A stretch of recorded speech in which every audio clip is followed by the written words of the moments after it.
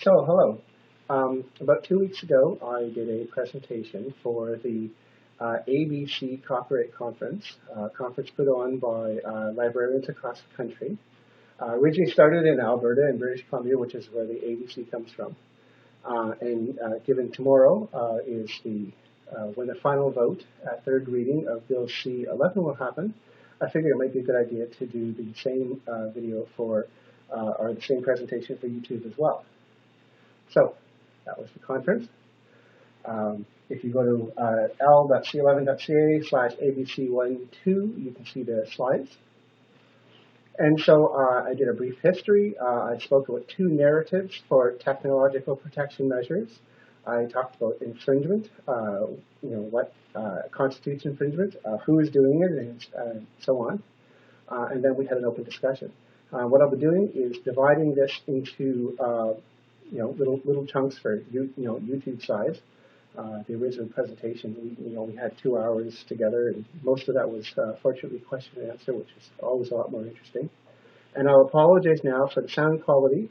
I'm just recording this on my tablet, and I always sound like I have a lisp on this tablet that I don't normally have. So, brief history. Before the brief history, who am I? I'm a software developer and system administrator. I've worked in this field for many, many years. I was self-employed for many years, became an employee of CanadianAd.org just in September. The point being that I'm a technical person. I am not a lawyer. Nothing that I say should ever be confused as legal advice. I am the policy person for a number of different organizations. I started Canada DMCA Opponents, which became digitalcopyright.ca. I started that in 2001, and I've been very active in this area of policy since then. So, the history. Prior to 1994, copyright law didn't really target technology per se. It targeted activities that you do with that technology.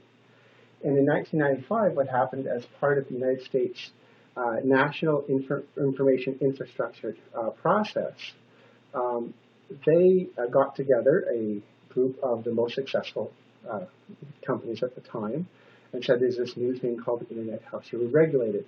And essentially they suggested that they should regulate it by taking control of the technology and not allowing private citizens to control the technology. They had a 1995 act to implement this type of policy, and the United States government rejected it. Those lobbyists then went to WIPO, the World Intellectual Property Organization, and in 1996 they created two treaties that had within them clauses that embedded this policy.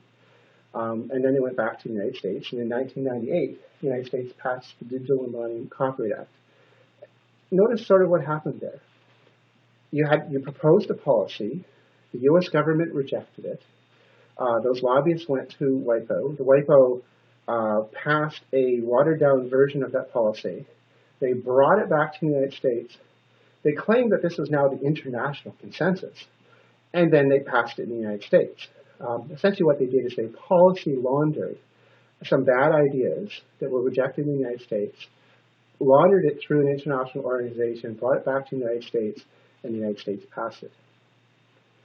Canada has been receiving pressure ever since to implement similar bad policy. In 2005, the then Liberal government tabled Bill C-60, which actually just intended to implement the WIPO treaties, the watered-down version of what the lobbyists wanted, but which didn't actually give them the complete control of the technology that they wanted. In 2008, the now conservative government tabled Bill C-61, which included what the WIPO treaties asked for, what are often talked about as use controls, but it also included access controls, which is what the United States included in their Digital Millennium Copyright Act. So starting from 2008 under the conservatives, we included both what WIPO was asking for as well as what the Americans were asking for. In 2010, Bill C-32 was tabled, which contained a lot of improvements to the copyright part of that allegedly copyright bill, but contained the same or in some ways worse, version of the technological protection measures part of that bill. And Bill C-11 was essentially a renumbering after an election of the identical bill. So the identical text of Bill C-32 was tabled as Bill C-11, and that is the text that is has completed third reading debate and will have a final vote before going to the Senate on Monday.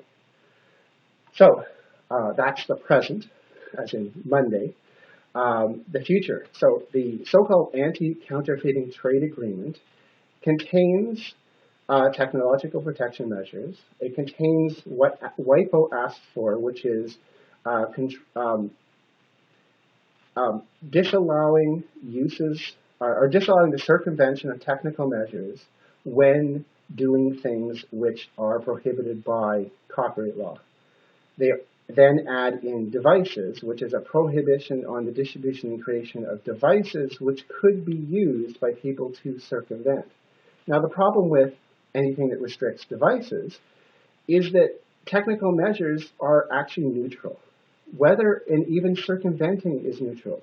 You could be circumventing for a perfectly legal reason, lawful under the Copyright Act and other acts of various levels of government, or you could be doing it for infringing reasons. That technology itself is neutral to that question. It's the specific activity that you're doing. So disallowing technology which enables acts that are both lawful and unlawful is in and of itself a very bad idea. But that's essentially what they're going to be trying to do with ACTA.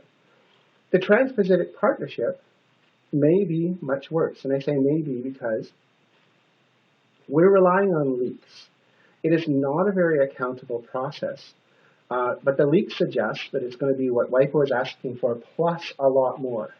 The plus a lot more includes access control. So in other words, embedding right into this trade agreement, or whatever you want to call the Trans-Pacific Partnership, embedding access controls, which is what the United States wanted, embedding a prohibition on devices.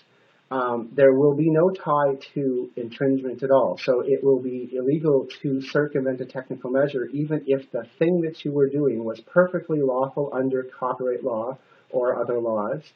And there will be the addition of activities will be considered criminal.